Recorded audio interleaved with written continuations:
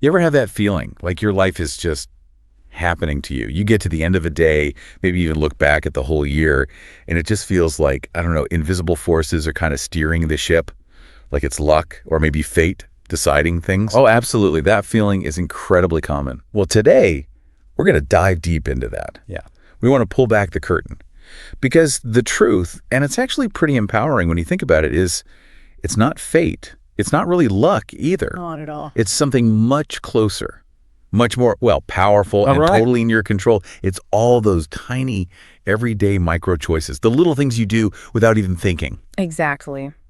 And our mission really in this deep dive is to show how those choices, I mean, from the second your alarm goes off, right until you fall asleep, they're secretly, kind of quietly controlling everything. Everything. That sounds huge. It is. They're reprogramming your habits, literally shaping your body, setting your financial course, affecting your relationships, your whole future, really. And the key thing, the bit we often miss, is that every time you say yes to something, even unconsciously, you're also saying no to something else. A silent trade-off is happening. Okay, I see. Like these hidden consequences. Precisely. And we want to shine a light on those trade-offs today, make them visible. All right, let's jump in. Where's the first place these choices really show up? Maybe the most obvious. Well, a really tangible place to start is your plate, what you eat. Ah, yes. Food. Okay, I can relate to this one. Picture this. Super long day, totally stressed out, mentally just drained. We've all been there. And then, bam, that craving hits. You know the one for fast food, that greasy burger, those fries. That magnetic pull, yeah. And saying yes, it just feels easy, harmless almost, like I deserve this, right, after the day I've had. Right. That's the narrative. I've earned it. But we need to look closer at that yes, because the consequences, both immediate and the sneakier long-term ones, they start right there. Okay, so break it down. What happens when I say yes to that burger? Well, it's not just about the calories, though that's part of it. For our listeners who are pretty savvy about this stuff, studies actually show folks who eat fast food regularly are 51% more likely to develop depression. 51%. Wow. It's complex, but think inflammation. The high sugar, the processed fats, all those ingredients, they trigger inflammation throughout your body. And that inflammation directly messes with your brain chemicals like serotonin and dopamine, which, regulate your mood. So it's not just a food coma, it's actually impacting brain chemistry. Exactly. And get this. Just one fast food meal can spike your blood sugar so much it actually makes your cells age faster. Age faster. Yeah, there's a process called glycation. Basically, sugar molecules gum up proteins and fats in your cells. They form these things called AGEs, advanced glycation end products. These AGEs make tissues stiff, messed up cell function, promote more inflammation. It's like hitting fast forward on aging inside your body. That's kind of terrifying, just from one meal. And zoom out a bit. Someone eating fast food just twice a week, on average, they gain about 10 extra pounds a year, often without even noticing it creeping up. Wow. Okay. But here's the really, let's call it the dark part. Food companies design this stuff to hijack your brain's dopamine system. Hijack? How? Dopamine isn't just about pleasure. It's more about anticipation, motivation. These foods are engineered to create this intense anticipation. So you get caught in this loop, seek the food, get a temporary reward, then crave it even more. It traps you. That makes so much sense, that almost uncontrollable urge sometimes. So that yes to the burger, it's really a no to feeling energetic, to long-term health, to feeling vital. Precisely. You're trading future well-being for that fleeting comfort. And flipping it. Saying no to the salad or the fruit. That's like saying no to clearer skin, better focus, stronger body. Exactly. These are the silent trade-offs. So how do we fight back against something that feels almost engineered to make us fail? It really starts with awareness, like what we're doing right now. Understanding how it works takes away some of its power. Once you realize, okay, my brain's being played here, you can start to consciously choose differently. Yeah. Substitute a real reward for that engineered hit. Okay, awareness is step one. Got it. So from our bodies, let's talk about our minds, specifically screen time, digital input. The big one.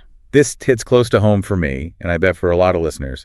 You make up your phone, right? Just check one notification, quick peek. The classic excuse. Next thing you know, poof, an hour's gone. Just vanished into scrolling. Where did it go, and what did it actually cost me? Well, that's the ugly truth of the social media trap. And it's literally reprogramming how you think, how you focus, Yeah. The average person, they spend 2 hours and 31 minutes a day on social media. Okay, that sounds like a lot, but what does it mean? It means 38 full days every single year. More than a month of your life just Uh, gone scrolling. a month a year. That's staggering. And it's not an accident. It's designed that way. These companies use psychological tricks, very much like casinos use. Casinos. How so? It's called a variable ratio reinforcement schedule. Think of a slot machine. You pull the lever, you don't know when the reward comes, but you know it might come. That unpredictability, it's incredibly addictive. It keeps your brain hooked, constantly seeking that next little hit the like, the comment, the share. It taps into our basic need for social validation. Wow. Comparing it to a slot machine really drives it home. It feels less like relaxing and more like being manipulated. That's a fair way to put it. But look, for a lot of people, it feels like their social life is online. How do you step back without feeling totally isolated? That's a valid concern. It's not about becoming a hermit. It's about setting conscious boundaries, at least to start. Realize that every yes to endless scrolling is a huge no to other things. Like what? What's the real trade-off? It's a no to deep reading, to focused learning, to actually upgrading your skills and your mind. A no to uninterrupted thought, creativity, even real-world connection. Right. Think about the potential if you took just 15 minutes of that scrolling time each day and read a book instead. Just 15 minutes. Just 15 minutes. You could easily finish 20 books a year. 20 books. In 5 years, that's 100 books. Good. Imagine the knowledge.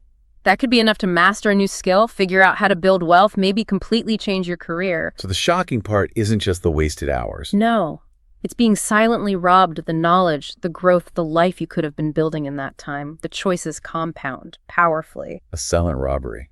I like that phrase. Chilling. Okay, so we've got food, we've got screens shaping our minds.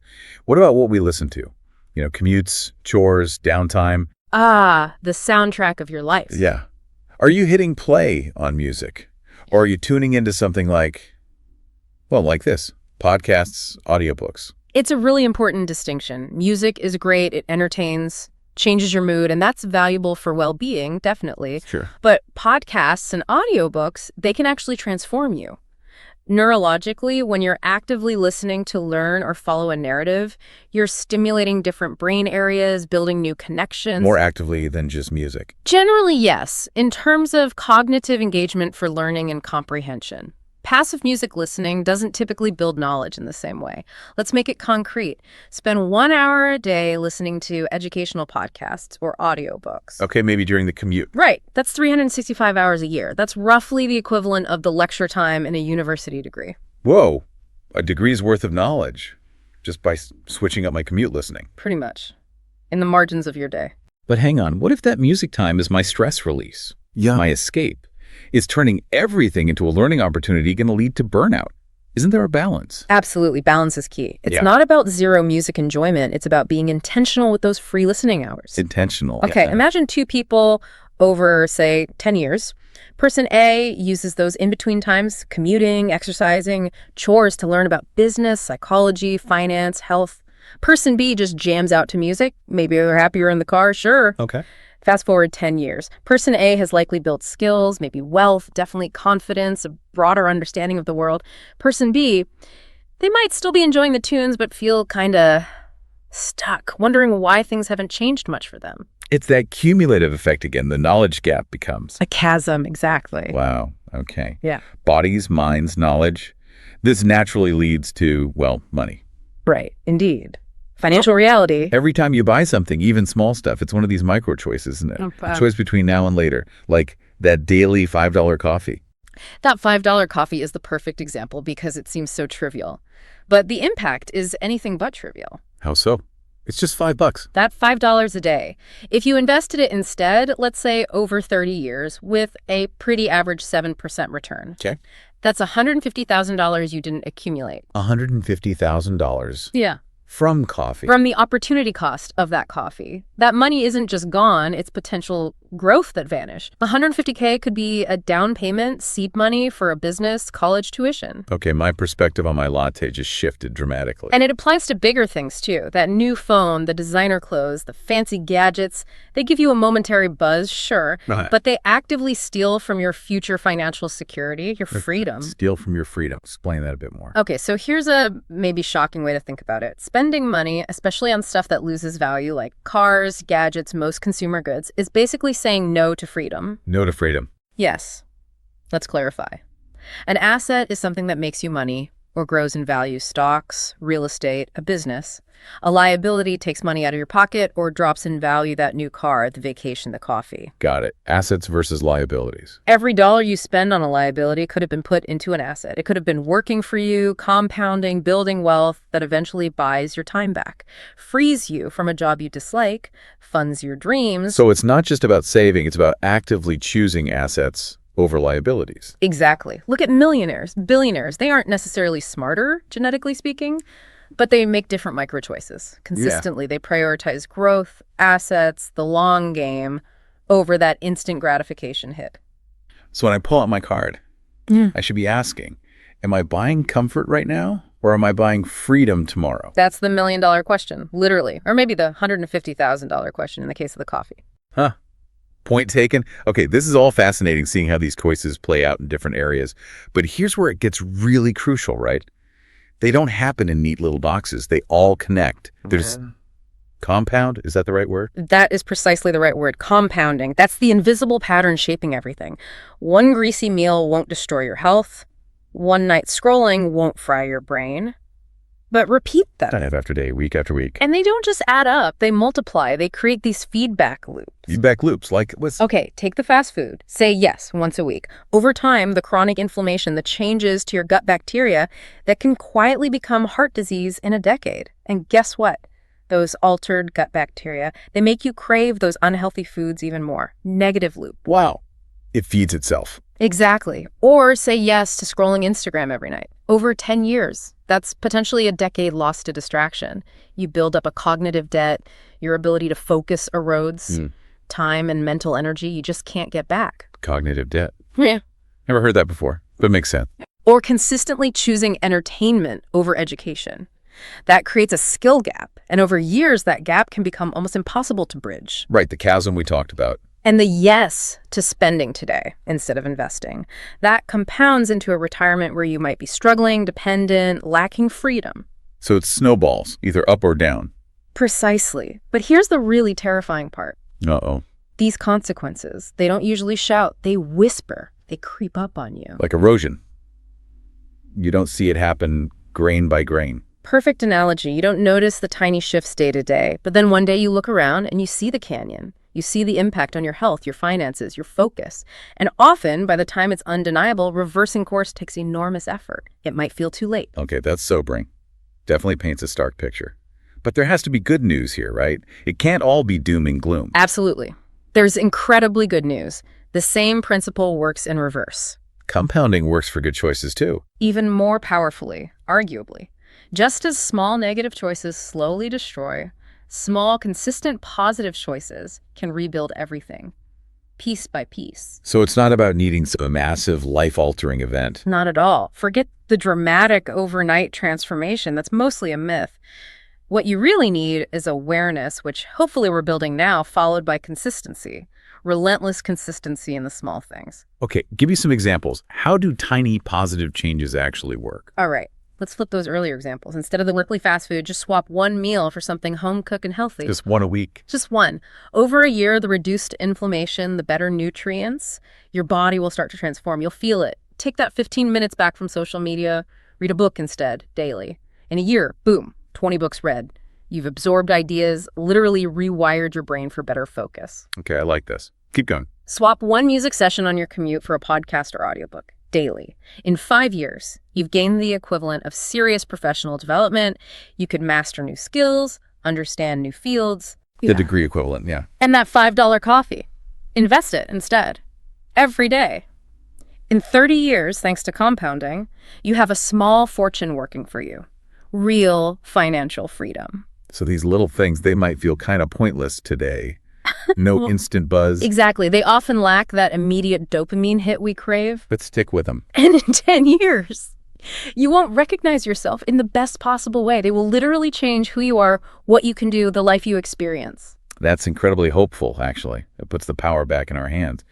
So let's kind of bring this all together. The core message here seems to be your future self isn't waiting out there somewhere. Not at all. It's being built right now, Yeah. today, by every single tiny choice you make. You're the architect. You hold the blueprints. That's it. And here's maybe the most shocking truth of all. It carries a huge responsibility. Okay. If you keep saying yes to the easy stuff, the comfort, the distraction, the instant gratification, your future will be filled with regret, probably illness, definitely struggle. It's almost mathematically certain because of compounding.